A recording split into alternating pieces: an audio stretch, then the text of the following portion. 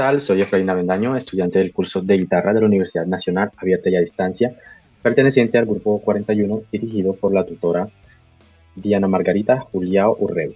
Bueno, hoy les voy a contar una historia que empezó mucho antes de que existiera el reggaetón o el rock, o siquiera la electricidad.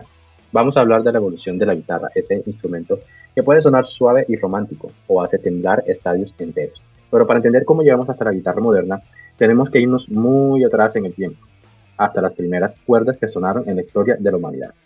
Bueno, comenzamos entonces con los sonidos primitivos. En Mesopotamia, alrededor del 3300 a.C., ya existían representaciones de instrumentos de cuerda como el tambor, considerado uno de los ancestros más antiguos de la guitarra. Un poco después, entre el 2500 y el 2000 antes de Cristo, los egipcios y sumerios tocaban arpas y tambor hechos de madera y piel, los primeros cordófonos pulsados.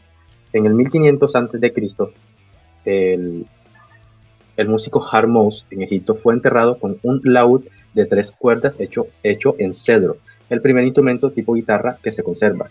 Y en el 1200, en la actual Turquía, ya se esculpían figuras con instrumentos de cintura estrecha, el primer diseño parecido a la guitarra moderna.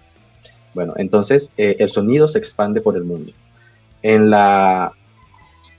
En Asia, la ruta de la seda ayudó a difundir estos instrumentos. En China surge el pipa, un laúd de 4 cuerdas que luego llega a Japón y da origen al biwa, mientras que en Corea, el rey Gazil crea el gayaegun, una cítara que sigue tocándose hoy. En África Occidental, hacia el 1352, viajeros como Ibn Battuta documentaron instrumentos como el ngoni y la kora, un arpa laúd de 21 cuerdas. Un arpa laúd de 21 cuerdas que influyó siglos después en instrumentos del Caribe y América.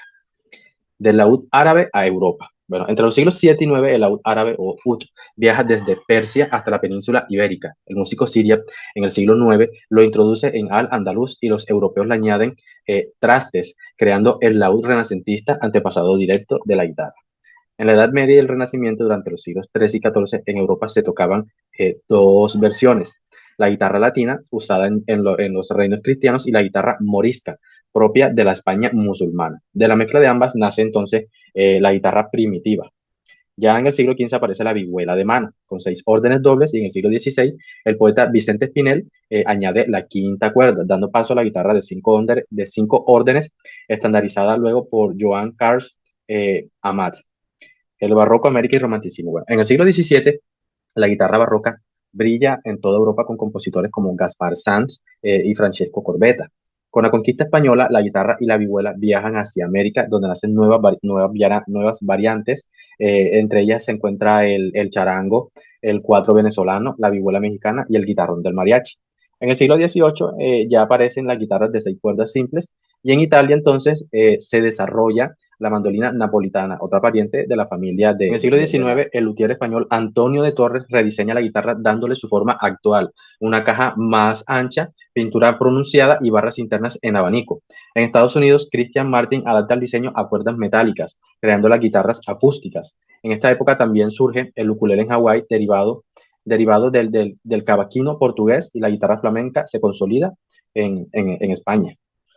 Hacia el siglo XX y la actualidad, en la década de 1930, aparece la primera guitarra eléctrica, y en los 50 Leo Fender lanza la Telecaster, marcando entonces ya una nueva era. A mediados del siglo XX, la guitarra domina todos los géneros: el flamenco con Paco de Lucía, el rock con Jimi Hendrix, eh, y la guitarra clásica con Andrés Segovia. Hoy, en el siglo XXI, existen guitarras digitales de 7 a, a 12 cuerdas y sistemas MIDI, pero la esencia pues sigue siendo la misma: 6 cuerdas y una historia milenaria.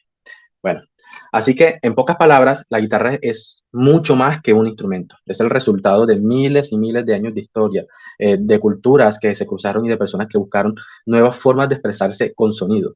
Desde las antiguas arpas de Mesopotamia hasta los solos de rock en estadios, la guitarra sigue siendo una voz del alma humana. Gracias por acompañarme en este viaje musical. Nos vemos en una próxima entrega.